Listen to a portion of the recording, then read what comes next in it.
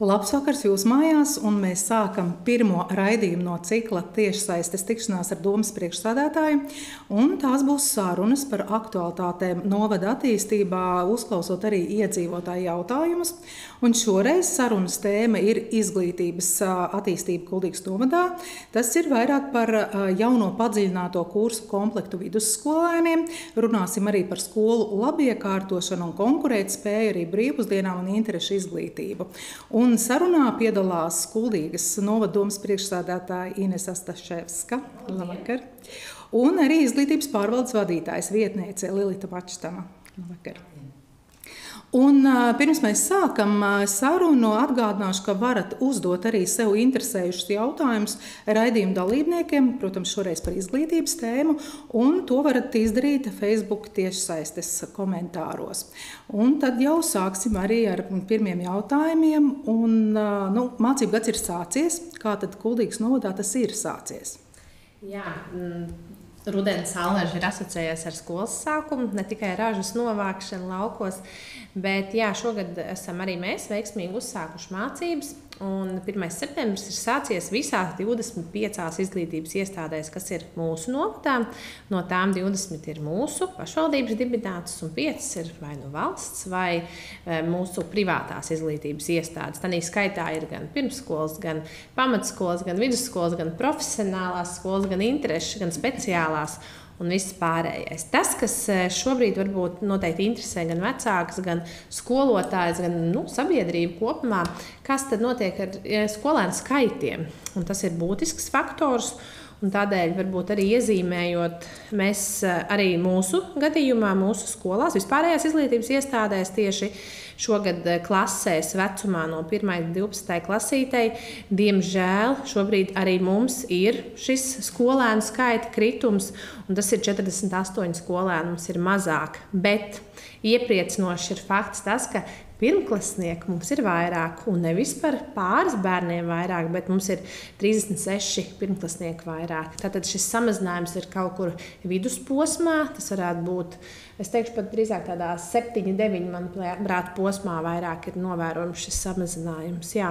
Un vidusskolā, protams, nedaudz arī. Bet, tā kā mācību gads ir iesācies, un lai šobrīd jau laikam būtu novēlot, tad aicināt, lai visiem labs mācību gads, bet lai turpinās jaunais iesāktais mācību gads veiksmīgs. Kā varbūt tas skolēnu skaita samazinājums ir pa skolām, vai vērojams ir, ka kādā skolā varbūt tiešām dramatiski samazinājies skolēnu skaits? Man ir acu priekšā arī skolas. Es nezinu, vai būtu korekti šobrīd tā kā, saukt varbūt kādu skolu, kur ir tāds ļoti liels samazinājums vai ļoti mazs samazinājums, bet es varu teikt, ka vēl joprojām, protams, ir skolas, par kurām mēs jau runājam arī šīs izglītības reformas kontekstā. Tas bija pusgadu atpakaļ, kad runājam arī tur. Diemžēl, bet situācija nav stabilizējusies, arī turpina samazināties vairākās no šīm skoliņām skolēnu skaits. Bet, kas priecē, ir vairākas pagastu skolas, kur skolēnu skaits turpina augt. Un šeit man gribētos ļoti izcelt mūsu Ausungas mākslu pamatskolu, kur šogad ir skolēnu skaits virs 100, 104, ja nemaldos skolēni ir, kas priekš pagastu skolas liecina par tādu tiešām tādu stabilitāti. Priekš pagastu skolas tas ir tiešām ļoti labs skolēnu skaits. Viņiem izdevies ir no citurienes piesaistīt, vai tie Kuldīgas novada skolēni? Tur ir gan mūsu pašu novada skolēni, gan arī no blakus novadiem ir, protams, arī bērni apmeklē arī mūsu skolas, līdzīgi kā arī ir, protams, arī skolēni, kas no mūsu novada dodas uz citu novadu skolām. Tas arī ir. Un šis skaitlis ir ļoti līdzīgs patiesībā. Ja mēs tā skatāmies, tad apmēram tikpat, cik dodas uz citu novadu skolām, tikpat arī pie mums. Tas iemesls ir dažāds, un ļoti bieži tas ir tieši dzīvesvietas tuvums varbūt kādai no skolai. Līdzīgi ir Aussungā. Aussungā turpat blakus ir Pāvilosta, turpat ir citi pagasti vēl, kas arī var izvēlēties. Līdzīgi kā ir Vārmas skolā, mums no Saldus puses mums arī bērni brauc mācīties, jo tieši tas dzīvesvietas tuvums ir bieži vien izšķirošais. Lilīt, jums tur daudz skaitļi priekšā ir. Ko jūs varat piebilst šim jautājumam? Jā, priekšsēdētāji jau daudz pastāstīja par skaitļiem. Par Ausungu runājot, viņiem ir tagad ļoti stipra pirmsskola, kas ir pamats arī skolai. Un tāpēc mēs varam priecāties arī ilgtermiņā par Ausungas mākslu pamatskolu, ka šī skolai tiešām ir stabila nākotne, skatoties uz 5-gadīgajiem un 6-gadīgajiem bērniem. Es nedaudz paskatījos, kā mēs izskatāmies 3 gadu griezumā. Tā ziņa nav ļoti iepriecinoša, jo 3 gadu laikā mēs pazaudējam diezgan daudz bērnu. Un to mēs redzam arī dzimstības rādītājos, un tā ir mūsu realitāte, ar ko mums sabiedrībā ir jārēķinās. Un priekšsēdētāji izteica, ka mēs ļoti priecājamies par tiem bērniem, kas šogad atnāca uz 1. klasi, bet saskaitot 6-gadniekus, kas ir startā uz nākamā gada 1. klasi, tad mums nāksies ieraudzīt stipri mazāku skaitli. Šogad es skatos, ka 6-gadnieki ir pa 40 mazāk nekā tie, kas atnāca šogad uz 1. klasi. Un 5-gadnieki vēl ir par 28 mazāk. Līdz ar to ilgtermiņā mums, protams, ir jādomā par to, kā mēs saimniekojam savā izglītības sistēmā un kā mēs nodrošinam katru bērnu ar kvalitatīvu izglītību, kā mēs viņu aizvedam līdz skolai un kā mēs viņam nodrošinam šo procesu. Neatkarīgi no tā, kur šis bērns dzīvo un kur ģimene dzīvo. Tas būtu ļoti būtiski. Un par 10. klasi mēs ļoti priecājamies. Pāri pa 100 pie mums atnāca uz abām skolām. Un nākošais gads tur gan mēs varētu gaidīt vēl vairāk, jo 9. klasē mums ir 330 jaunieši, kas ir daudz. 8. klasē gan pēc tam būs tikai 253, un atkal mēs skatīsimies uz tādu skaitu samazinājumu. Un tas ir tā, ka tā tendence ir samazināties, bet tā tendence samazināties nav tik strauji, cik mēs redzam gadu no gada, jo ir bijuši dzimstības tādi bagātāki gadi, un tad ir tādi netik bagāti gadi bijuši, un to mēs ļoti labi redzam. Vienu gadu 30 vairāk, vienu gadu 30 mazāk. Kā ir ar pedagogu? Vai pietiek pedagogu visās izglītības iestādēs? Jā, 1. septembrī vēl bija dažas brīvas vietas, bet pat jau visi pedagogi ir atrasti. Vēl gan mēs ļoti, ļoti meklējam vienu mūzikas skolotāju, ko mums vajadzētu vienā no skolām, jo izrādās... Kas tā ir pa skolu? Kas meklē mūzikas skolotāju? Kuldīgas centra vidusskola ļoti meklē mūzikas skolotāju. Protams, šobrīd visas stundas notiek un skola nodrošina to, ko vajag katram bērnam, katrā klasē, tā skaitā mūzikas mācību priekšmetā, bet uz šo mācību gadu viņiem vēl vajadzētu palīdzību un šo mūzikas skolotāju. Bet pārējos visās skolās ir, un mums ir arī izdevies nodrošināt atbalsta personālu, gandrīz arī visās lauku skolās sociālo pedagogu, kas ir ļoti, ļoti būtiski. Tā kā es domāju, ka mēs varam teikt, ka mēs esam labi uzsākuši to gadu. Tā kā mūzikas skolotāji, atsaucieties. Skaistā skolā var strādāt. Tad, ja mēs runājam par iepriekšējo gadu, bija tāds tiešām jaunums, ko Kuldīgas novads ieviesa. Tas ir padziļināto kursu komplektu vidusskolēniem. Kādi ir pirmie secinājumi pēc tā, kas varbūt ir izdevies, kur vēl ir kaut kas jāpilnveido? Jā, kā to ir gājis? Jā, es varbūt iezīmēšu to pašu tā struktūrāli to sākumu visai šai iecerēji un tādu virzību. Un Lilita noteikti tā detalizētāk, jo ir apkopot arī tādi pirmie jau tādi secinājumi, jo ir pagājuši jau pusotras mēnesis, gandrīz 2 mēneši jaunajā šajā mācību gadā. Tad iesākumā varbūt ir vērts atzīmēt to pieeju. Pagājušajā mācību gadā domājam šo risinājumu. Tas galvenais mērķis bija spēt nodrošināt padziļinātos kursus, priekšmetos, mācību tajās jomās, kas tiešām skolēniem būtu nepieciešama. Lai bērniem nerodās tā situācija tāda, ka tās intereses un tās zināšanas varbūt vai tās spējas ir kādā konkrētā jomā, bet mēs visā novadā nepiedāvājam pat attīstīt šo virzienu. Un tad izejot no tā, tad pagājušā gada izskaņā arī tika apjautāti mūsu 9-klasnieki, lai saprastu jau viņu tās intereses, kādas varētu būt. Jo skaidrs, ka katrs pilnīgi savu grozu salikt, kaut arī tas ir ierakstīts, ka tā tas, mēs to drīkstam piedāvāt, tā laikam būtu pareizi teikt, bet šobrīd, zinot, ka ir pār pa 100, piemēram, 10-klasniekiem, tas vienkārši nav iespējams. Tas skaits nav, tad būtu jābūt ļoti daudz skolēniem, lai mēs spētu to izdarīt, jo vispārībā, lai mēs varētu kaut kādos rāmjos iekļauties, jo ir tas stundu skaits, kas ir vispārībā jānodrošina, jānodrošina tā slodze, jāiekļaujās tajā slodzē bērniem un arī skolēniem. Bet šobrīd tāds nebija uzstādījums, tad šobrīd mēs esam apkopojuši skolēnu intereses un vēlmes un vajadzības, un izējot no tā kopā ar vidusskolas direktoriem, vispār vadības komandām, tika sagatavot šie piedāvājumi. Piedāvājumi mums bija 4 šajos lielajos virzienos ar apakšā, ar vēl 2 tādiem apakšvirzieniem ar padziļināto kursu komplektu variantiem. Un skolēni ir izvēlējušies tos, tur pēc tam arī varēs minēt, kur tad ir tie pieprasītākie. Un tad, attiecīgi, bērni ir sākuši mācīties pēc šīs programmas. Bet tas, kas arī ir būtiski, arī vēl, man liekas, atzīmējums šobrīd, ka jau šogad 12. klasē ir atsevišķi padziļinātie priekšmeti, kurus tad arī tieši 12. klasē sāk mācīties šos padziļinātos priekšmetus, kurus tad arī skolēni jau sāk apgūt kopā. Tātad esot kopā, jo šobrīd 12. klases ir 3 vidusskolās, tad, jā, to mēs arī tad, varēsim minēt, kā tad tas sokās. Tas ir tīri tādam ievadam. Tas, kas vēl varbūt tās, ko es arī izteiktu tādā manā plānā un manā tādā vīzijā, kas, manuprāt, būtu izcili, ja mums izdotos kaut kādā nākotnē, tas noteikti nav šī gada un nākamā gada iespējams arī uzdevums, bet ka mums izdotos arī šo optimālo līmeni, kas ir mācību priekšmetiem, līmeņot.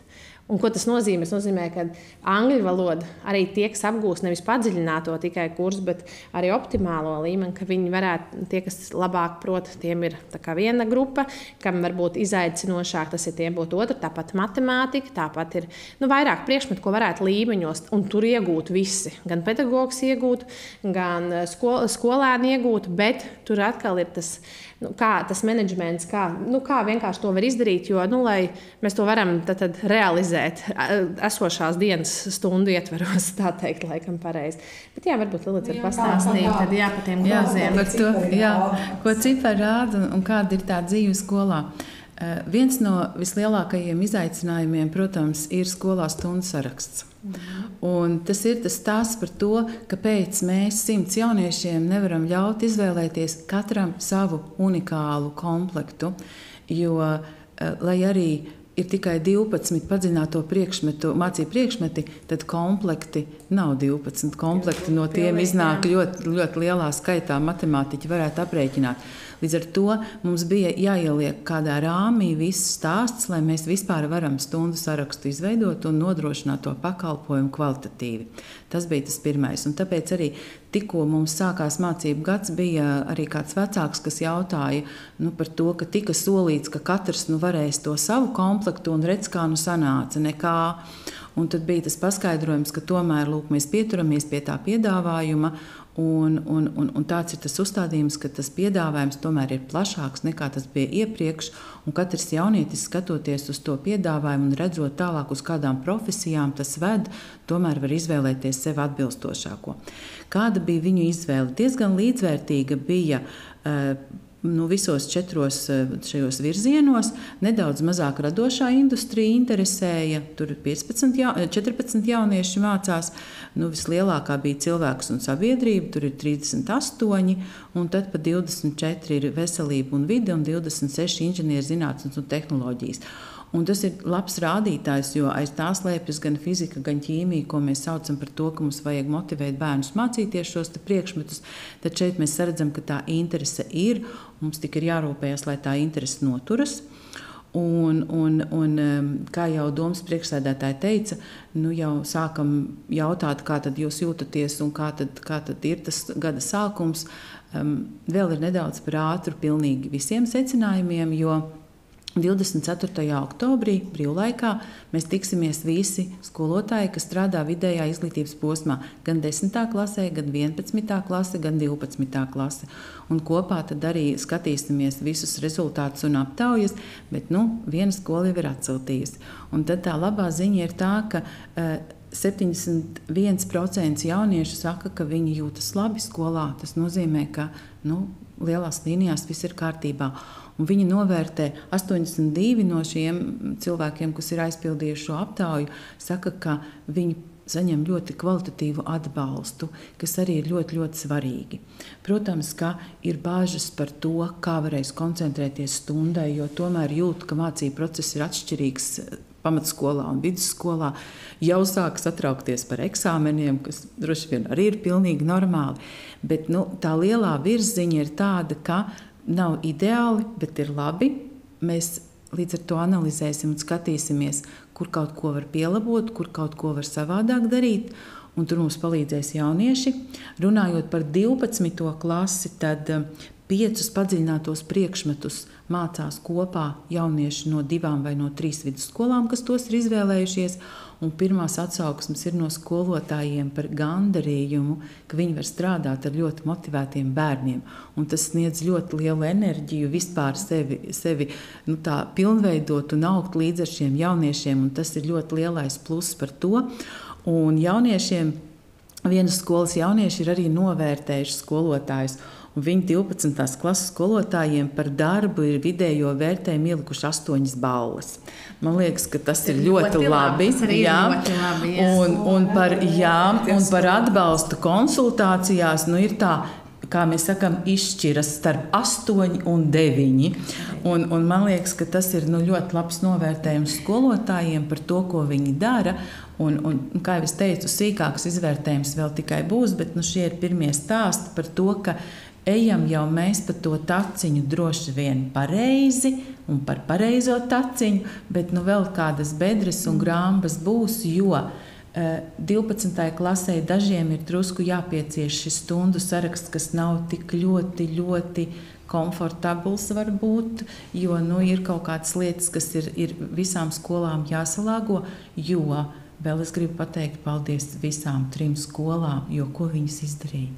Viņas vienojās par vienotu vērtēšanas kārtību, un tas ir fantastiski.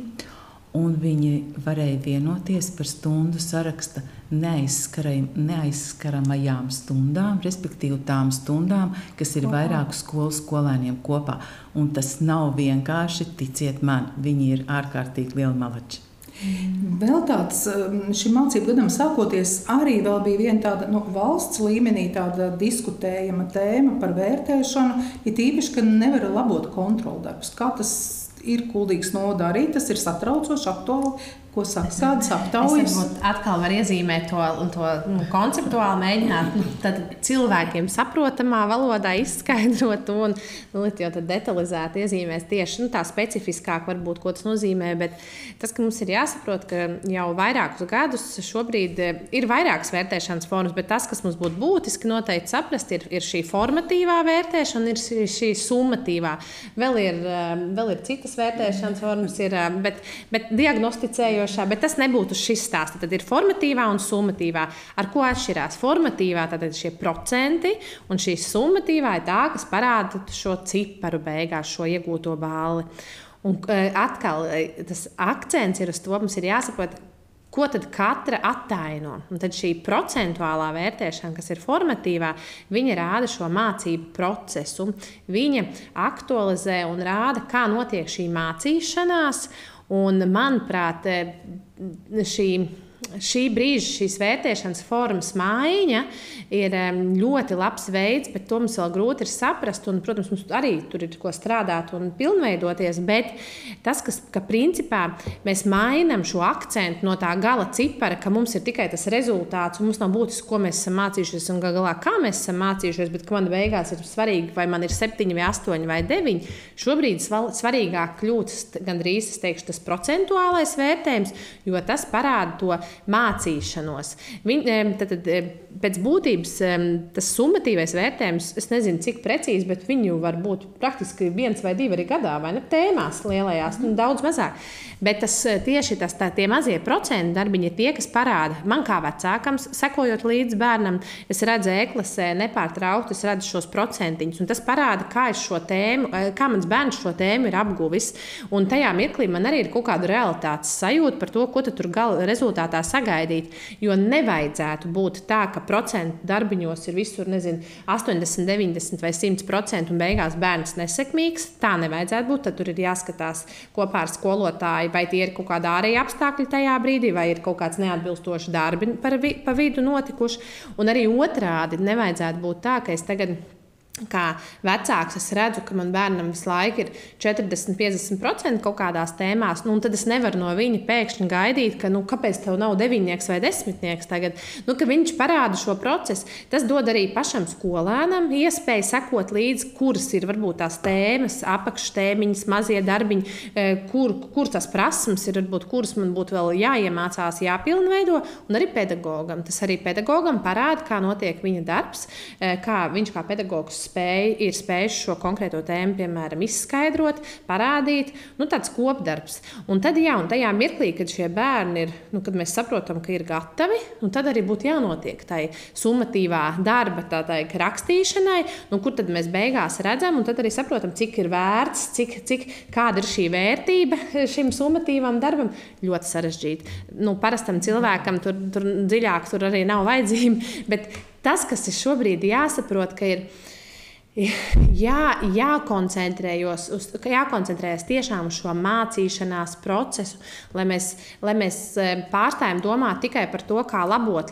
Pati skolā esmu strādājusi, arī bijusi direktora, un es atceros, reizēm ir bijis tā, kad skolēns ienāk, man īsti nesanāca laika mācīties, es uzrakstīšu un tad skatīšos, vai labot vai nelabot. Tad par ko mēs runājam? Taču mēs jau skaidrs redzam, ka tur nekas nebūs. Ja?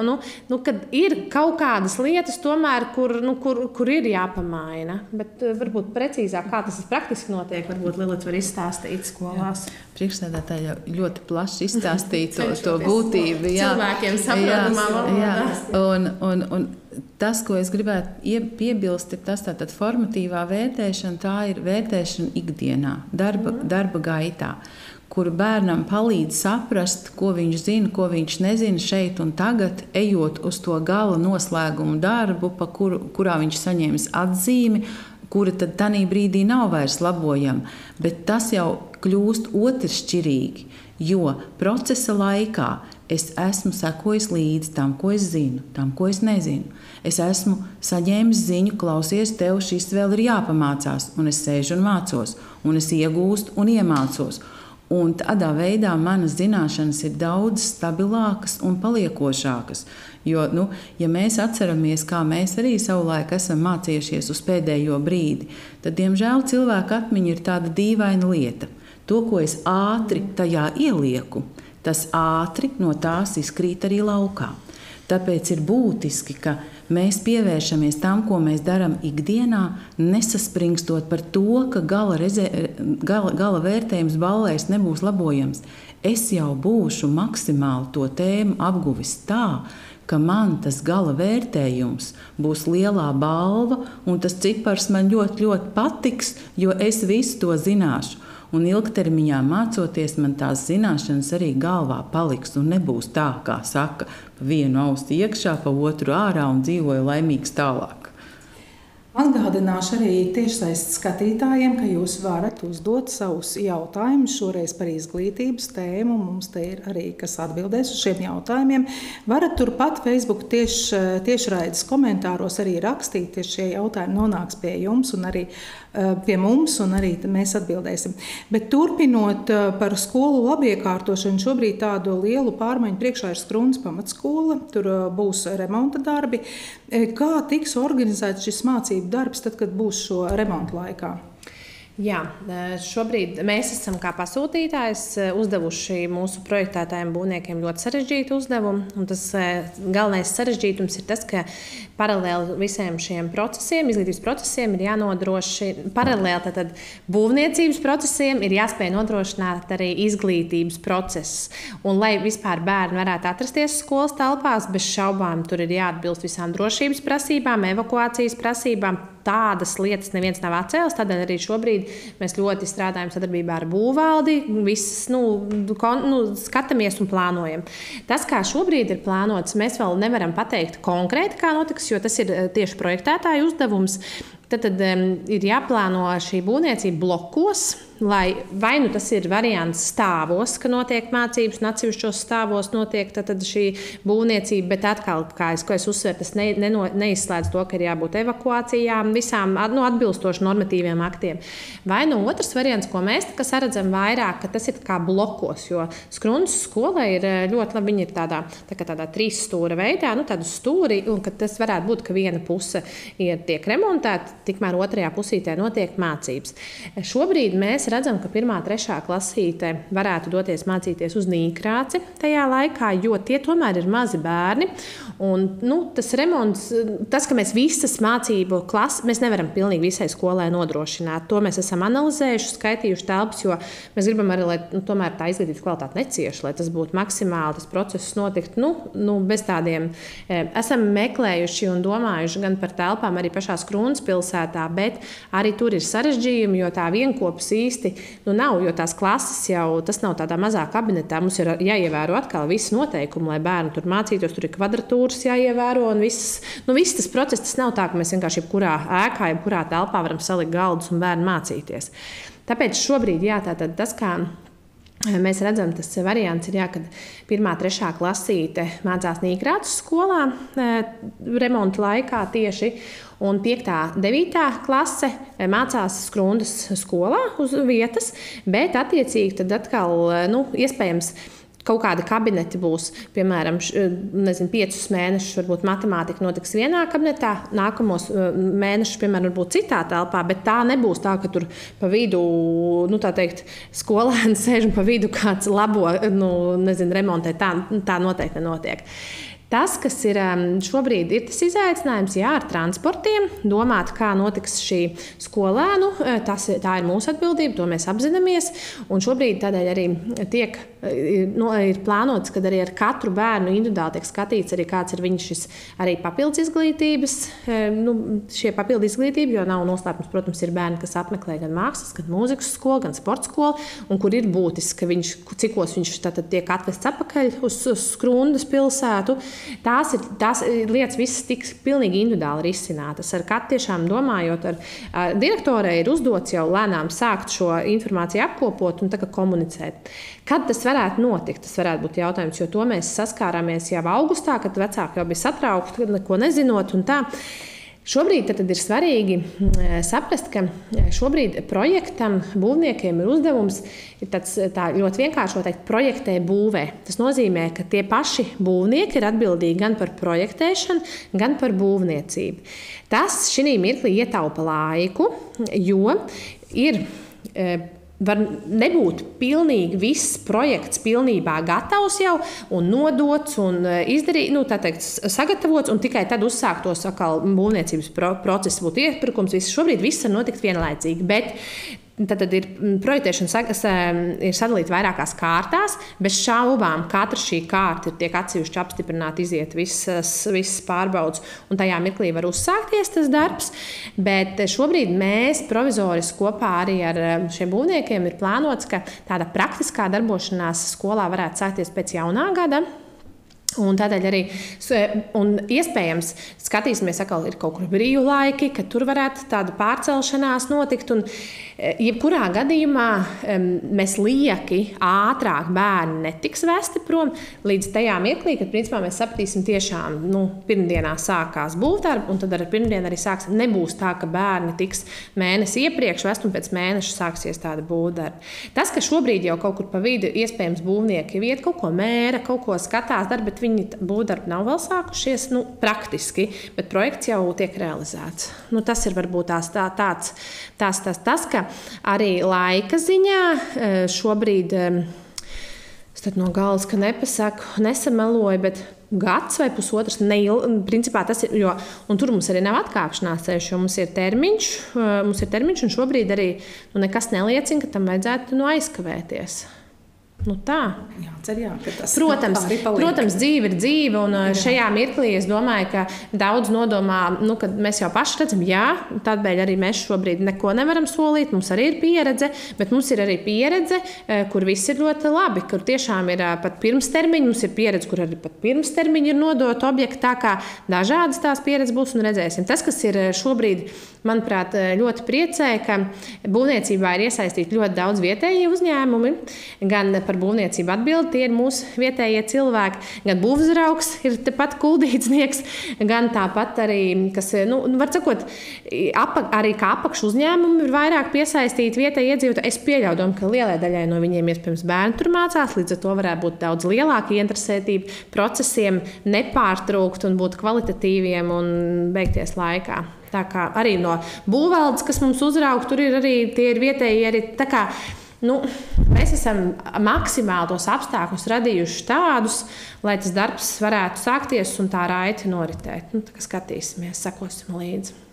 Nākamais jautājums būs par brīvpusdienām, jo skaidrs, ka Kuldīgas novada pašvaldība ir viena no retajām, kur ir pilnīgi visiem skolēniem, kas mācās, ir šīs brīvpusdienas. Un šiem mērķiem tiek vairāk nekā 1 000 000 eiro novirzīti, bet jau pērn mēs arī runājam par to, tad, kad trūk šīs finanses un bija spriešana par skolām, ka varētu pārskatīt, vai tiešām apzināti tie bērni, kas varbūt negrib izmantot nemaz šo te iespēju un paši maksāt par ēšanu, lai, teiksim, tie līdzekļi netiek iztērēti neliederīgi. Kā ar to soks, vai jūs apzināt arī varbūt tos skolēnus, kas varbūt nemaz nevēlas ēst brīvpusdienas? Jā, es izstāstīšu. Man šobrīd, diemžēl, nav cipari, cik mēs esam iesniegumus saņēmuši, kas atsakās, bet es varu uzreiz izstāstīt. Mēs tieši ar tādu, pirmais mēs pagājušajā gadā jau, pagājušajā mācību gadā šogad uzsākot, kad arī sapratām, ka sākām tā padziļinātāk vēl pētīt, gan kā notiek šī uzskaita brīvpusdienām, gan cik izmaksā, gan viss kopā, kā notiek atteikšanās, vai bērnu atteikšana no tā, kad ir slims, vai atsaka vispār vecāku, vai pats bērns, ka viņš nebūs. Kā katra skola organizē, jo līdz šim katra skola to darīja ļoti atbildīgi, es nevienā mirklī neapšaubu, bet pēc savas kaut kādas savas algoritmu vai savas kārtības. Līdz ar to mēs daudz par to runājam, un mēs jau tad izjutām, ka tiešām arī vecāki arī kļūst atbildīgāki, jo sākām runāt skaļi gan par tiem skaitļiem, gan par šīm summām, kas tad tiek sektas. Mums nav mērķis šobrīd kādam nedot ēst, nebūtu nemaz. Mums ir šobrīd mērķis vairāk izturēties atbildīgi pret to, kas tiek tā kā, es teiktu, ko ir iespēja izmantot, tad atbildīgi pieņemt šo iespēju, tad ēst brīvpusdienas silta ēdienu dienā.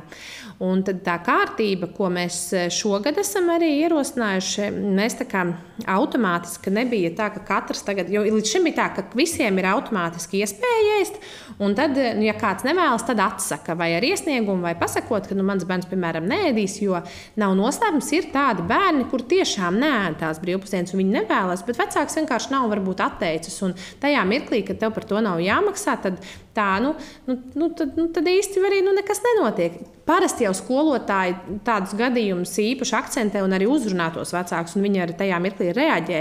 Bet ir dažādi tās situācijas.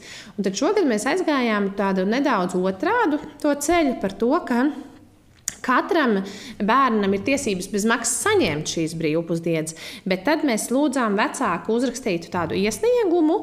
Tur bija ļoti vienkāršots tas veids, bet tīri, kur viņš arī apzinās, ka viņš apsola, ka atteiks, apzinās, ka tas maksā, apsola, ka viņš atsaka, ja bērns, piemēram, zina, ka neapmeklēs skolu. Protams, tam jau nav kādas sankcijas nesakos no mūsu puses, bet šobrīd mācīt tieši vairāk to atbildību un to tādu to attieksmes tādi jautājumi. Es zinu, ka bija vecāki vairāk, un arī paši bērni, kur arī skaidri ir pateicis, manējais bērns, es zinu, ka viņš neēd, un tad mēs atsakamies un viss. Un tas jau nav pārmetums, bērni ir dažādi, un tās paradumi mums ir dažādi, un arī mums ēdinātāji ir dažādi. Arī mums novadā nav tā, ka viens ēdinātājs visur. Tad šobrīd mēs tā kā redzam, ka šis ir tas variants šobrīd, kā mēs ejam. Pasaka, mans bērns ēdīs. Jā, viņš tā kā piesakās. Jā, katra skola pati organizēja šo veidu. Katrai skolai tur savādāk. Es pati zinu, ka es savam bērnam rakstīju arī šo iesniegumu, kad pat iesniegumu bija vienkārši tā kā veidlapa sagatavot, kur man bija kā vecāks, es parakstījās apliecinu, ka mans bērns ies un ēdīs brīvpusdienas, un viņš to labprāt dara. Vecāks to neizdara, tad viņš apliecina, ka mans bērns neēdīs. Principā jā, ka tajā mirklī viņš tā kā nav, bet mums atkal šeit mēs nekādā gadījumā gadījumā negribam sodīt bērnu par to, ja vecāks nav uzrakstījis. Katra tā situācija, principā to vairāk vai mazāk organizē katra skola. Viņi zina katru ģimeni, viņi zina katru bērnu, jo nevar būt tāda situācija, ka vecāks aizmirst atsūtīt tagad iesniegumu, bērnam tagad nedod ēst tikai tādēļ, kaut arī viņš gribēs. Nē, mums nav. Šobrīd vēlreiz uzsver, nav mērķis kādam nedot ēst vai nepiešķirt šīs brīvpusdienas. Šobrīd ir mērķis vienkārši liederīgi izmantot šo finansējumu. Tajā mirklī, ja bērns tomēr nēd vai kaut kāda iemesla dēļ nebūs skolā un nevarēs ēst, tad laicīgi atteikt to. Jo, lai arī cik mums jocīgi liekas, tas ēdiens ir sagatavots un par to ir jāmaksā. Un par to maksā pašvaldība no budžeta līdzekļiem, no naudiņas, ko mēs varam citām lietām iztērēt. Un tā ir liela summa. Šobrīd vēl tas process noteikti vēl nav zināms, cik tad varbūt mazāk vēlas. Ir zināms noteikti, bet man šobrīd nav tas apkopojums tur ar finanšu noteikumu. To varam, jo tas jau septembra sākumā notika, uzsākot mācību gadu. Septembra laikā, kad vecāku sapulces notika, visu septembra laikā principā šī iesniegšana notika. Jā. Tad vēl, ja mēs runājam arī iepriekšējā mācību gadā, es domāju, visi novada iedzīvotāji lielākā daļa atceras, ka bija plaša rezonanse, izraisīja arī šis novada skolu tīklu sakārtošanas ieceres. Vai šobrīd arī tiek domāts par skolu tīklu vai kaut ko kārtot, teiksim, vai ir kaut kas plānots šajā jomā? Tas, kas varbūt šobrīd ir jāsaka, mums šajā gadā tad Nīkrātas pamatskola ir beigusi pastāvēt, Nīkrātas pamatskola mums nav vairs. Tāpat mums ir, kas arī bija tieši šī skolas tīkla sakārtošanas jautājumā, mums tika pieņemts lēmums par Kuldīgas Mākslas humanitāro zinību vidusskolu, kur ir šis pārējais posms, un šogad netika uzņemta 10. klase, kas arī radīja to iespēju arī veidot šos padziļinātos kursus kopā un šo piedāvājumu, un mēs redzam arī bērni arī atbilstoši novērtē. Tas, kas ir šobrīd, protams, mēs sekojam līdzi un skatāmies, kas notiek mūsu pagastas skolās. Diemžēl Alsungas skolā ir šis bērnu skaits, arī 1. klasītē gana mazs. Es atvainojos, Ādols, es ļoti uzreiz atvainojos, paldies, ka izlabojāt. Jā, Ādols skolā, diemžēl, arī 1. klasītē, ja es nemaldos 6 bērniņi tikai uzsāka 1. klasi, bet, ņemot vērā, kad mēs jau vēl arī līdz pēdējiem, pēc sapulcēs mums bija gan 8 bija sākumā pieteikti, līdz ar to tas jau bija tāds labāks šis skaitlis, bet pēdējā brīdī tika 2 bērni, vai es nezinu, mainīja šo lēmumu. Jā, bet principā, bet ne 8, manuprāt, bija, ne 6 beigās bija, jā. Bet tas, kas, manuprāt, ir būtiski, Kabilē, pastīsimies, kas mums vēl bija skoliņa, kur Ādols skola, 6. Ādols pamatskolā 6 šogad uzsāk 1. klasīti, kas ir maz. Bet 9. klase toties ir 12 skolēni Ādols pamatskolā, kas priecē, ka tie bērni ir. Un tāpat tās skatos arī vēl ir Ādols skolā. Arī 7. klasē 12 skolēni, tā kā tās ir tās lielākās klases. Bet, piemēram, tā kā mēs šobrīd skatīsimies uz to vidusskolu, šobrīd nav plānot nekādas izmaiņas, tas ir skaidrs, bet tas, ka mums ir jāsako līdzi, jāskatās, lai mācību darbs varētu notikt, un arī finansējums nav noslēpums, līdz ar to, protams, šīm skolām arī šobrīd pašvaldība lielu daļu līdzfinansē, un es zinu, tā varbūt ir kaut kāda vēl piebilstams skaitļi. Jā. Šobrīd ne par skaitļiem, bet tātad pirmais solis, ko mēs darīsim, mēs, protams, iepazīstināsim deputātus ar to, kā mēs izskatāmies. Un tāpēc Finanšu komitejā, kad deputāti būs lēmuši jau svarīgos finanšu jautājumus, mēs izglītības pārvalde arī viņiem pastāstīsim, kā mēs esam uzsākuši šo te gadu tīri no finansiālā viedokļa, kāda ir šī proporcija skolēns skolotājs, vai uz vienu skolotāju ir 3 bērni vai 13 bērni, un tas ir ļoti būtiski, cik viens bērns izmaksā konkrētā skolā, kas arī ir būtisks rādītājs, cik daudz finansējumu mēs iedodam no pašvaldības katrai skolai, lai apmaksātu pedagogus, cik daudz mēs iedodam papildus mērķu dotāciju, kur mums palīdz lielās skolas, kur bija deputāta lēmums tomēr atļaut pašvaldībai nedaudz pārdalīt šo finansējumu. Tā kā šādu informāciju apkopojam un dodam tālāk deputātiem apspriešanai un domāšanai un padomu sniegšanai un situācijas risināšanai kopā. Jā, bet šobrīd vēlreiz akcentēšu, šobrīd nekāda lēmuma nav. šobrīd mēs arī līdzīgi kā mēs pagājušo gadu arī lūdzām izglītības iestādēm kopā ar padomi, kopā ar dibinātāju, kopā ar pagastu pārvaldi arī domāt par skolas šī darba, šo skolēnu piesaisti. Noteikti arī tagad, kad būs sapulces, kas būs tieši ar iestāžu padomus, kur tiksies, tur arī kāds no mums arī piedalīsies sapulcēs, jo arī ir dibinātāju pārstāvim jāpiedalās. Un tad arī skatīsimies, analizēsim, kopā secināsim, jo tiešām ir izglītības iestādes, kur mēs redzam, kas bija tāds akcentēts, kur tiešām bērnu skaits ir ļoti skaists un ļoti stabils, kas tieši arī pagastos ir. Bet mēs jau reformas kontekstā nerunājam tikai par pagastu skolām. Tas ir arī šis vidusskolas tīkls, ko mēs stāstījām, kur mēs jau redzam tādus iespējamos nākamos soļus un kur ir darbs ļoti labi izdarīts, manuprāt, tieši 10. klasē salāgojot šos mācību plānus, kas parāda, kas atslogos pēc tam arī gan stundu sarakstu izveidi. Ko darīt ir daudz, strādāt, bet ir nepārtraukti jāmonitorē. Un mēs jau redzam, ka, diemžēl, šie skolēni un šie dzimstības dati ir tādi, kādi viņi ir. Un līdz ar to būs jārēģē noteikti kaut kas jāskatās, jāplāno, bet šobrīd mēs mācāmies, strādājam.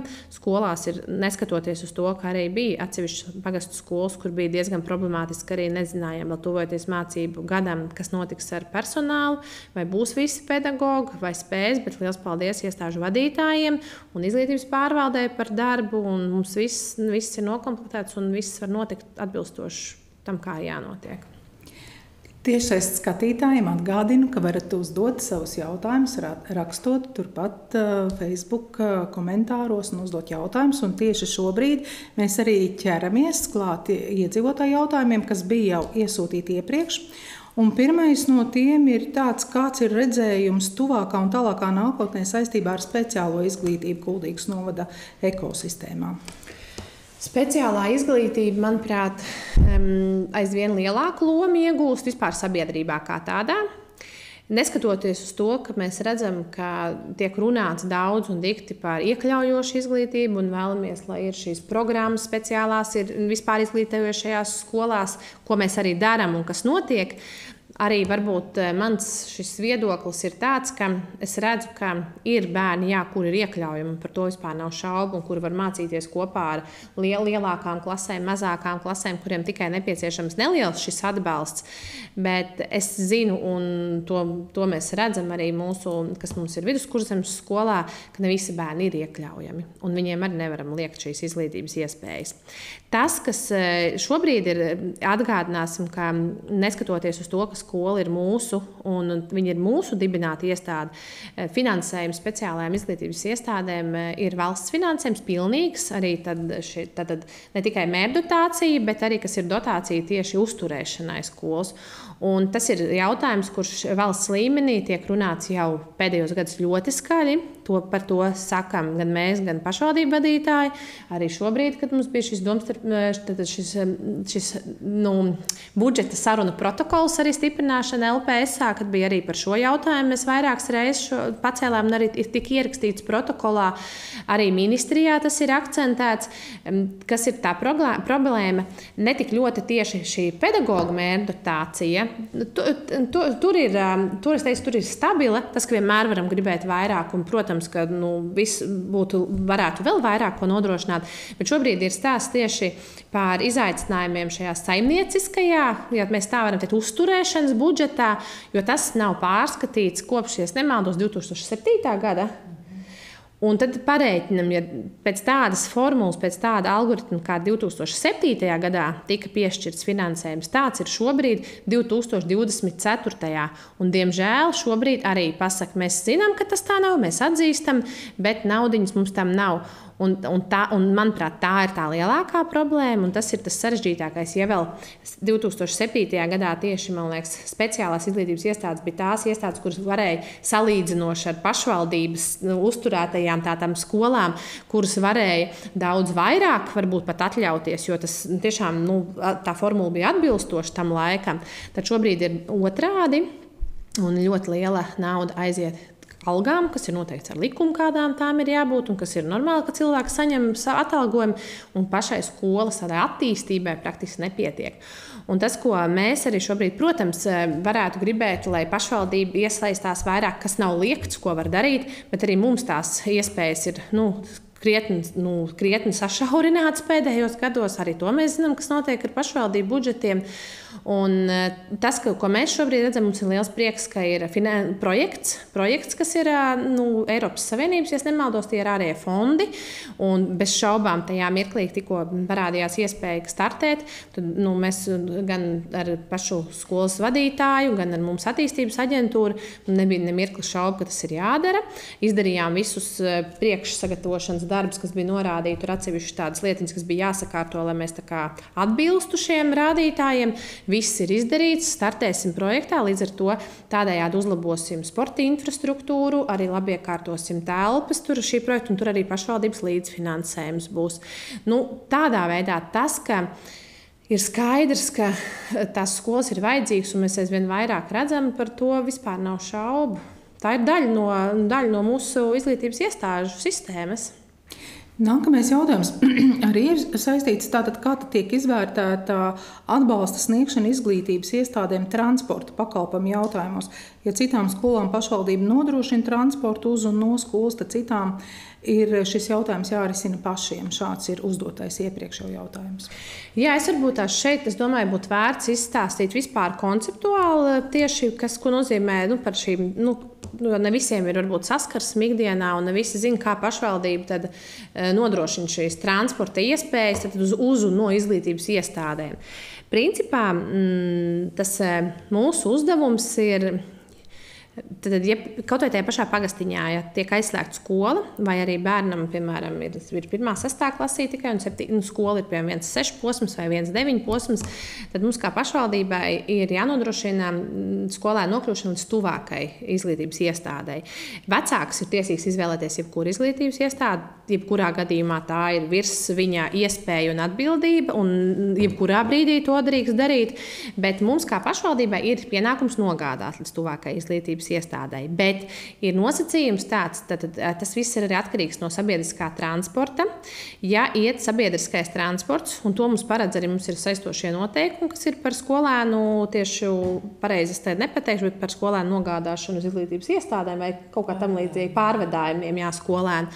Un tur ir arī tātad noteikts par tiem 3 km ir iezīmēts, piemēram, ja ir 3 km vecākam līdz pieturai, piemēram, ir jāizved bērniņš vai bērniņam pašam 3 km attālumā, tad pat nebūtu jābrauc pakaļ. Bet arī mūsu šoferi realitāte ir tāda, ka ļoti bieži piebrauc pakaļ, maksimāli cik vien var, lai tam bērnam būtu mazāk ar kājām jāiet. Kopumā mūsu gadījumā par tieši skolēnu pārvadājumiem ir atbildīgas pagastu pārvaldes. Viņu pārziņā arī ir viņš transporta, tātad šo autobusu turētāji, uzpasētāji un šoferi arī pārsvarā, tad ir pagastu pārvalžu darbinieki.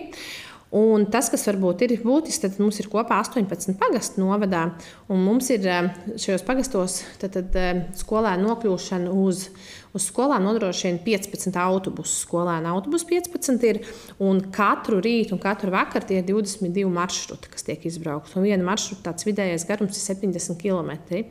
Tā kā tas daudzums ir gan apjomīgs, kas tiek vesti bērniņi. Vēl ir variants, tātad šie maršruti tiek realizēti un skolēni tiek vesti ar autobusu tajā mirklī, ja nenotiek sabiedriskā transporta kaut kāda kustība nav turpat. Ja sabiedriskais transports nodrošina un brauc, un vēl ir jautājums arī, cik vietas ir, jo reizēm ir piemēram, mums sabiedriskie transporti, kas ir mazskaitlīgāk varbūt, un tad ir, vai arī mūsu pagasta autobusu, un tad tajā mirklī arī tiek ir, vai ir e-taloniem. Var sakot, katra tā situācija, katrā pagastā ir ļoti individuāla. Arī mēs, ko mēs darām, mēs jau redzam, ka citur ir, piemēram, šo pašu sabiedrisko transportu ir, ka vajadzētu varbūt laikus pamainīt, vai kas mēs runājam, mēs tiekamies, mēs skaidrojam, mēs rādam datus un faktus, bet viņiem jau arī apakšā ir vesela loģistika, un tad ir tikko, ja ir nepieciešams kaut kādas izmaiņas, tad tas ir tāds ļoti liels darbs un ļoti ilgstošs reizēm. Un tur ir jābūt datos balstītiem, jo mēs nevaram tikai stāstīt no tā, ka mums vajag 20 minūtes ātrāk autobusu vai 20 minūtes vēlāk, bet tur tālāk aiziet, kas ir jāsaprot, tie paši sabiedriskā autobusu maršruti, viņi aiziet, viņi saskaņā atkal vai ir, nezinu, līdz Rīgai, piemēram, viņš ir tur, nezinu, tāds posms, tāds, tikos uz šī iet Rīgai. Viņi visi ir, nu, tā kā tur ir vesels zirnekļa tīkls. Nu, tā šobrīd. Arī tajā jautājumā, izglītības iestādes, es saprotu, ka šeit ir kāda izglītības iestāde, kurai pašai jārisina šis transports. Jā, mums šobrīd ir viena izglītības iestāde, kura pati tas ir Pelču skoliņa, kas ir viduskurzemes, attīstības centrs. Un tur ir tādā jautājumā, ka principā autobus mēs bija iegādāts arī skolai, konkrēti bija autobus iegādāts, bet šobrīd saprotot, ka tā vešana notiek pirmdienās un piekdienās vairāk, jo tur ir internāts. Tad mēs vienojamies, ka racionālāk šī autobusa transporta pakalpojums būtu tādā veidā, ka tas transports tika izmantots arī citam. Šobrīd es nepateikšu, kuram pagastam, bet viens pagasts, man liekas, ar viņu arī vai sporta skolai. Pēc tam viena no mūsu izglītības iestādēm, kas arī izmanto šo autobusu. Bet nevienā mirklī nav atteikts un bērni tiek nogādāti pirmdienās un piekdienās. Jautājums ir šeit pa vidu, kad ir, piemēram, kas ir šie gadījumi pilsētā dzīvojošie, kas būtu ikdienā, bet tur atkal ir. Es domāju, ka katrs tas gadījums jāskata individuāli. Noteikti ne šādā formātā, bet kur mēs varam ar vārdiem, uzvārdiem un laika grafikiem, jo arī uz šo skolu gana bieži iet sabiedriskais transports. Ne tā, ka reizi stundā, bet ir sabiedriskais transports. Un tieši tāpatās, varbūt es varu arī godīgi arī teikt, ka mums ir ar domas lēmumiem atsevišķi gadījumi, kur bērnam ir tik augsta tātad invaliditāte, kur mēs arī apmaksājam, arī atbilstoši šiem mūsu saistošiem noteikumiem, vecākam ir atmaksāts ceļa izdevumi, bet tas ir tikai un vienīgi tādēļ, ka tas bērnam, viņš nevar ar autobusu, nav viņam piemērots, lai viņš pārvietotos, piemēram. Tajā mirklī arī tas ir atkal citi gadījumi, un tie ir atsevišķi domas lēmumi, kas ir konkrēti pieņemti. Bet tas attiecas uz Kuldīgas novadā deklarētajiem skolas skolēniem. Tagad man ir no galas nepateikšu, bet man liekas, ka jā. Jā, pēc deklarācijas vietas. Tad, jo mūsu novadā deklarētajiem bērniem, lai viņi iegūtu izglītību, tieši tā, jā. Vēl ir viens jautājums, kur arī mamma, kurai ir jaunietis ar invaliditāti, ir uzdevusi tādu jautājumu, kādas ir darba iespējas pēc speciālās izglītības programmas beigšanas. Tas gan varbūt nav pašvaldības kompetencē, bet varbūt varat atbildēt arī. Jā. Pašvaldības kompetencē nav nodrošināt noteikts, bet tieši tās darba iespējas, bet es domāju, ka būtiski šeit ir atkal konkrētu risināt konkrētu šo jautājumu. Tur noteikti arī ir jāsasinās ar šo pašu mūsu izglītības iestādi speciālo, kur manuprāt ir ļoti daudz labie piemēri, kur tiešām bijušie audzēkņi, bijušie skolēni iegūstot izglītību strādā labās darba vietās, labās praksēs, tiek ne tikai šeit uz vietas Latvijā, bet arī starptautiskā mērogā.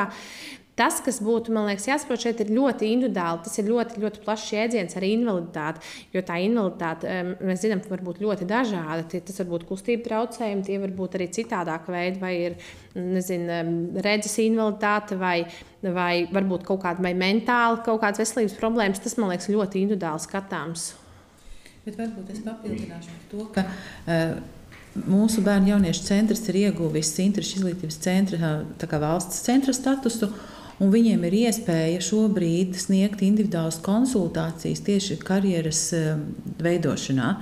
Tā kā katrā gadījumā tad varam sazināties un šo te pakalpojumu arī piedāvāt. Es domāju, ar jauniešu centru un droši karjeras atbalsta speciālisti var sazināties mājaslapā. Noteikti ir kontakta informācija. Jo tieši tā, tas ir, ko varbūt nepieminēju. Paldies par karjeras. Mums jau ir karjeras atbalsta speciālisti, arī, kas tiešām var palīdzēt atbilstoši arī no šīs specifiskām vajadzībām un no tām lietām. Jā.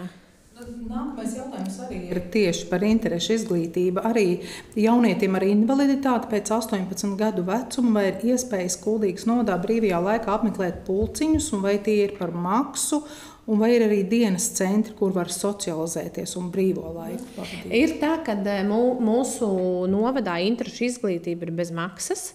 Maksas pakalpojums ir tad, ja ir kāds no interešu izglītības īstenotājiem, kas ir akreditējis savu programmu, un viņam tajā mirklī ir tiesības arī saņemt tieši finansējumu. Bet tas, kas ir pašvaldības un kas ir valsts dotācija, tā ir bezmaksas. Un tā atkal ir jautājums. Un interešu izglītība šos pulciņus var apmeklēt no 3 līdz pat 25 gadu vecumam. Tā kā, pēc būtības ir tāda iespēja. Jautājums ir atkal specifika, kāda ir šī invaliditāte un kādas ir šīs intereses.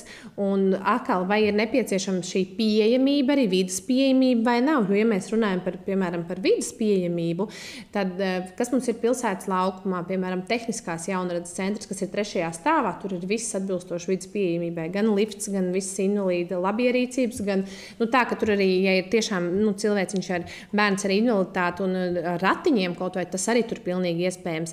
Tieši tas pats ir, tūdaļ mēs vērsim vaļā mūsu bērnu jauniešu centra 5. gada ielā, kur ir visa 3 stāva ēka, jauna būs. Tur, ja ir stāsts par pieejamību, tad tur arī viss tiks nodrošināts. Šeit ir vairāk jautājums, ir tas, ka 18 gadu vecumā vairs nav tie pulciņi tik daudzveidīgi. Kādēļ? Jo mēs arī pati strādājot iepriekš sapratu, ka tas laiks, kad visaktuālāk apmeklē šos dažādos pulciņus, ir 7 līdz 10 gadu vecumam bērns. Jo tas ir tas mirklis, kad brīžiem viņi ir 8, 9 pulciņos vienlaicīgi, un viņš meklē to savu interesi. Un tad, sākot pēc tajām 10, 11 gadiem, kaut kur jau ir nedaudz tā teikt, nostabilizējies, saprotot, vai tās ir dejas, vai tas ir sporta veids kāds, vai tās ir, vienalga, vai māksla, vai mūzika. Un tajā mirklī jau sāk paņemt, ja tikko sevišķi vēl ir iestājās jau, nezinu, vai profesionālo ievirzi atgūst, tur jau ir 5 reizes nedēļā treniņi vai nodarbības, un tev vairs nesnāk tik daudz laika. Līdz ar to 18 un plus, tur es pieļauju, nebūs tik ārkārtīgi plašas tās iespējas, bet tas, ka viņas ir, un to arī var bērnu jauniešu centra mājaslapā informāciju uzzināt, tāpat sazinoties ar iestādes vadītāju vai ar pedagogiem, kur saprotot no tā bērna iespējām un interesēm, jo būtiski tāpēc jau tā ir interešu izglītība, kas interesē. Un tas, kas vēl varbūt ir par jebkurā gadījumā, ir brīvā laika centrs, kas ir jauniešu māja, kur arī jauniešu mājā no pagalma puses ir pieejamība, arī, ja tā ir arī kustība, kaut kāda ierobežojuma bērnam, jo es nezinu, kāda tieši tā invaliditāte ir. Un tur ir neformālās izglītības, kur ir jaunatnes darbinieks, kur var darboties, un es zinu pati personīgi, ka tur arī jaunieši ar invaliditāti ir tiešām gaidīti, bet tur arī aicina sazināties, vai ar jaunatnes lietu speciālisti, ja vēlas būt drošāk tomēr par tādām lietām. Plus, mums ir arī tieši sociālo pakalpojumu centra Tilts, kas ir šajā gadā uzsācis savu darbību. Un tur arī es aicinu sazināties tieši ar centra vadītāju, un lai arī precizētu konkrētas vajadzības, jo tur arī ir programma, pēc kurām tad strādā un kā tas notiek. Un tur tas virsmērķis tieši tāds ir. Un tad vēl noslēdzošais jau iesūtītais jautājums, kāpēc Kuldīgas novada iedzīvotājiem ir ierobežots iespējas iegūt tehnisko vai profesionālo izglītību, kā arī koledžas programmas pieaugušajiem un jauniešiem pēc vidusskolas beigšanas. Un turklāt šīs programmas ir novecojušas un galvenokārt orientētas uz profesijām ar zemu atalgojumu, kas ierobežo iedzīvotāju iespēju konkurēt darba tirgū, salīdzinot ar līdzīgu programmu piedāvājumu citās pašvaldībās. Lilita, es pieļauju, ka jums jautājums šis vairāk ir. Es varbūt varu iesākt, es ar ļoti garšu mēģināšu tagad tā. Tad tas galvenais bija par augstāko un profesionālo. Programmas, jā. Šeit ir jāsaprot, ka tās nav mūsu dibinātās izglītības iestādes. Tātad mums ir šobrīd, un es nepiekrītu, ka vispārināt mēs šobrīd varam, jo šobrīd augstāko izglītību mums nodrošina Latvijas Universitātes filiāla Kuldīgā, kur sagatavo ļoti augsts arī speciālists dažādās jomās. Tas, ka tur varbūt nav tādas ārkārtīgi kaut kādas, tā teikt, unikālas programmas, bet, piemēram, pedagoģija, kas ir sociālā joma, tie ir ļoti pieprasīti speciālisti. Visu mēs redzam, ka tas ir ļoti svarīgi, ka mums ir iespēja šeit apgūt. Un pie mums brauc studēt uz šo Kuldīgas filiāli no visas Kurzemes. Es pat tagad nepateikšu precīzi, bet no ļoti daudziem novadiem brauc uz šejien šodien studēt. Tieši tāpat mums ir šī maģistra programma pakalpojumu dizainā, kas ir Mākslas akadēmijas filiāls, starptautiskā programma, kur ir starptautiski pasniedzēji. Visas studijas notiek angļu valodā. Tas, ka tā ir augsta līmeņa programma un kvalitatīva, to pierāda tas, ka katru gadu ir vairāk kā 600 pieteikumu uz 35 vietām. Tādā skaitā no tām 35 ir gan budžeta vietas, gan maksas, un maksas ir ļoti dārgas, ļoti augstas. Un tad gadu studenti dzīvo šeit, tad pusgadu dzīvo Somijā un pusgadu Igaunijā, iegūstot pakalpojumu dizaina maģistra grādu. Tad koledži jau arī tas ir caur Latvijas universitāti, manuprāt, jums profesori. Es gribēju teikt tāds. Dažāds, bet te varbūt tāds precizējums par pieaugušajiem. Mēs jau saprotam, pirmskolas vecums ļoti tuvu pie mājām. 1. 9. klase nosacīti arī tuvu pie mājām, bet jau arī nedaudz tālāk. Vidējā izglītība jau vēl tālāk, jo tas pieprasītāju loks ar vien sašaurinās, un līdz ar to katrai pašvaldībai piedāvāt visāda veida programmas, koledžas, profesionālās, tas patiesībā pat nav vajadzīgs, un par kvalitāti droši vien, ka mēs šeit nespriedīsim, jo mums nav kritērija, kā mēs šobrīd varētu izvērtēt vai neizvērtēt konkrēto programmu kvalitāti. Tā kā šeit es aicinu tomēr cilvēkiem ielūkoties piedāvājumā, mums ir iespējas arī izbraukāt un iegūt tādu profesiju, kādu mēs vēlamies, un tur rajona robežas vai novada robežas vai sētas robežas absolūti neko nenozīmē. Bet šobrīd arī notiek darbs pie pieaugušo izglītības. Teiksim, šeit es gribētu atdalīt, ir pieaugušo izglītība, kas ir ar kvalifikācijas iegūšanu un jau sev tālāka profesijas, tātad iegūšana un darbs profesijā, un tad ir tā pieaugušo izglītības daļa vai mūža izglītības daļa, kurā es eju kādos pilnveidas kursos, sevi bagātinot. Piemēram, vēlos apgūt spāņu valodu, un ir piedāvājums, es apgūstu spāņu valodu, bet tā nav kvalifikācija par to, ka es būšu spāņu valodas tulks. Tā ir mana valoda, kā sazināties. Vai floristika, vai jebkādas citas lietas, ko es īstermiņa kādos kursos, semināros klausos, izglītojos un bagātinos. Un tā ir tā daļa, par kuru mēs runājam arī izglītības pārvaldes kontekstā, kur aicinam kopā visu šo programmu piedāvātājus, veidojam stratēģiju, rīcības plānu. Tas ir procesā, kad būs gatavs, tad arī mēs tātad informēsim. Bet viņš arī būs publiski pieejams. Šobrīd mūsu pašvaldības mājaslapā ir informācija par visiem tiem cilvēkiem, kas piedāvā pieaugušajiem izglītoties. Tās ir divas atšķirīgas tādas sadaļas pieaugušo izglītībā. Tā, mums ir vēl tiešām beidzamo jautājumu, jo mums jau jābeidz, mūsu stunda jau ir tikpat kā noslēgusies, bet mums ir vēl viens jautājums. Un profesionālā izglītības programma automehāniķis Kuldīgas tehnikumā ir pārtraukta, nevis atcelta. Līdz ar to nākamajos un turpmākajos gados programma nebūs pieejama. Un profesionālā izglītības programma automehāniķis ir resursu ietilpīga, automašīnas kļūst arvien modernākas, lai programmu īstenotu, un nepieciešams atbilstoši darba tirgus prasībām aprīkojums un iekārtojums. Bet es saprotu, ka tas ir arī Tas iespējams tā iepriekšējā jautājuma kontekstā kāds ir atbildējis uz šo, jo tas ir atbildi. Jā, jo te arī es vēlos vēlreiz akcentēt, ir iestādes, kur tiešā veidā mēs varam rīkoties, mēs varam attīstības plānos tad strādāt kopā ar vadītājiem, kur mēs varam iekļaut. Un ir iestādes, kur mēs esam tieši tāda pati sabiedrības daļa. Mums ir, protams, iespēja norādīt, aicināt, uzstāt, bet tas nav tāds mūsu gala lēmums. Un tās ir tās, kas nav mūsu dibinātās izglītības iestādes. Un tad skaidrā arī profesionālā izglītības iestāde, kas ir mūsu tehnikums, kas mums ir ļoti svarīgs. Arī mēs ar šī brīža direktors pienākumu izpildītāju arī kontaktējamies, uzturam kontaktus. Man ir liels prieks par restaurācijas programmu, kur mēs šobrīd redzam, tā man liekas, ir tā lieta, kur tas, kas mums ir ļoti būtiski, skuldīgi arī šis vēsturiskā mantojuma saglabāšana un spēja nodot prasmes nākamajām paudzēm un izprast procesus. Un es pati personīgi pazīstu vairākus sava vecuma, neteiksim vairs jauniešus, ja, bet tādas sava vecuma līdzgaitnieks, kuri šobrīd ir uzsākuši mācības. Un diez vai, ja tas nenotiktu šeit pat pie mums Kuldīgā, jaunā, mūsdienīgā, skaistā ēkā ar jaunu aprīkojumu un atbilstoši tam, ka mums tās vērtības ir, es teiktu, šūpulī jau tiek liktas tieši šīs restaurācijas prasmes. Man ir tiešām liels prieks par tādām programmām. Darbu vienmēr var darīt un uzlabot, par to vispār nav šaubu, un tas ir jādara, jo izglītība jau ir vispār dzīves process. Par to arī veiksim. Paldies visiem, kas skatījās, un paldies arī sarunu dalībniekiem un arī visiem tiem, kas iesūtīja jautājumus, varbūt arī precizēs vēlāk atbildes uz šiem jautājumiem.